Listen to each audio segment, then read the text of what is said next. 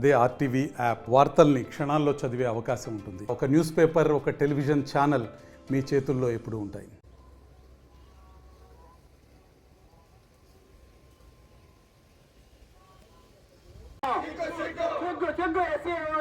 రాష్ట్ర ప్రభుత్వం తీసుకున్న నిర్ణయం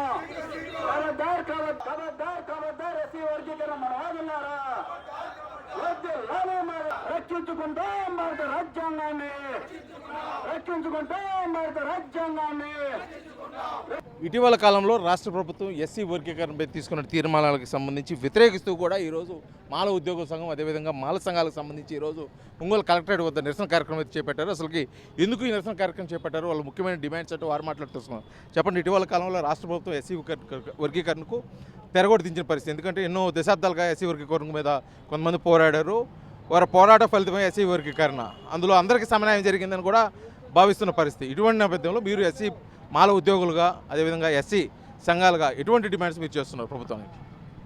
భారత రాజ్యాంగంలో రిజర్వేషన్లను పొందుపరిచింది. భారతదేశంలో ఉన్న 1200 పైగా ఉన్న ఎస్సీ కులాలకు వీళ్ళంతా కూడా హోమోజీనియస్, ఒకే రకంగా అంటరానితనం, అస్పృశ్యత, పేదరికం, అసమానత్వం అనుభవిస్తున్నారనే ఉద్దేశంతోనే భారత రాజ్యాంగంలో డాక్టర్ బిఆర్ అంబేద్కర్ గారు రిజర్వేషన్లు పొందుపరచడం జరిగింది.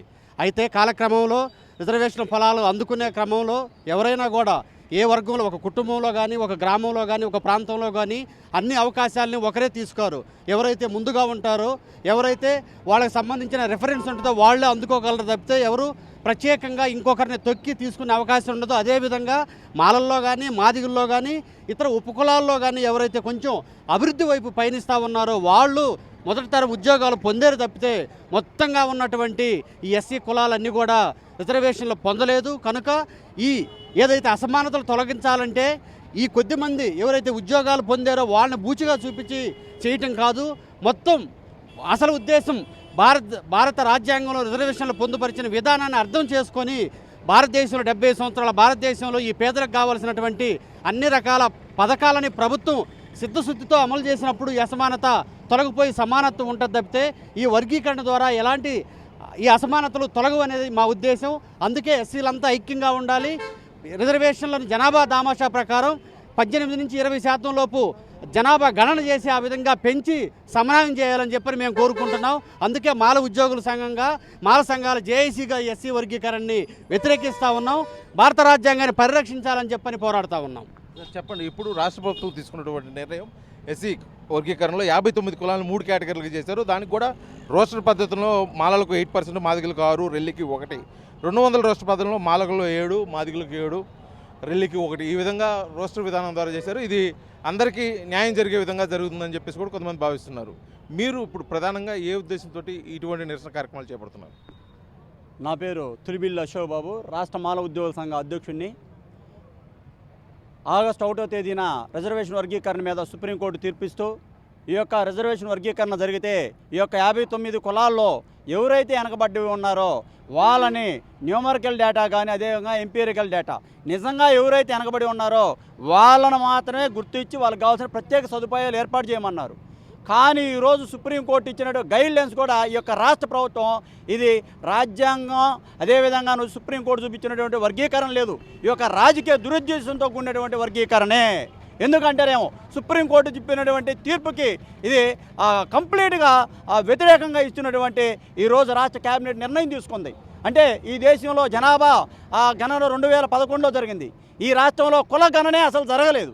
అదేవిధంగా వచ్చేసి 2011 లెక్కల ప్రకారం ఈ రాష్ట్ర ప్రభుత్వం ఎస్సీ వర్గీకరణ చేస్తుంటాం చాలా సిగ్గుచేటు. అంటే 2011 ప్రకారం జనాభా లెక్కలు తీస్తే 2014లో ఈ యొక్క రాష్ట్రం విడిపోయింది. అంటే ఉమ్మడి రాష్ట్రాల్లో మాలలో మాదిగలు ఎంతమంది ఉన్నారో ఎవరికీ తెలియదు. సుప్రీంకోర్టు చెప్పినటువంటి వెనకబడ్డ కులాలను వచ్చేసి వీళ్ళు లెక్కేయకుండా, ఎవరు వెనకబడి ఉంటే వాళ్ళు ప్రత్యేక సదుపాయాలు కల్పించకుండా, అదేవిధంగా వచ్చేసి చూపించినటువంటి మౌలిక సూత్రాలను పక్కన పెట్టి మరి ముఖ్యంగా వచ్చేసి ఎస్సీ వర్గీకరణ జరగాలి అంటే, ఎస్సీల మీద సమగ్రమైన నివేదిక ఇవ్వాలి అంటే ఈ యొక్క రాష్ట్ర ప్రభుత్వాలకి ఏకసభ్య కమిషన్ వేసేటువంటి రైట్ లేదు. మీరు అన్నట్టు ఏదో మేము సామాజిక న్యాయం చేస్తున్నాం, మేము రోస్టర్ పాయింట్లు పెడుతున్నాం అన్నారు. జనాభా లెక్కలు పెట్టకుండా చంద్రబాబు గారు ఎలా తీశారు?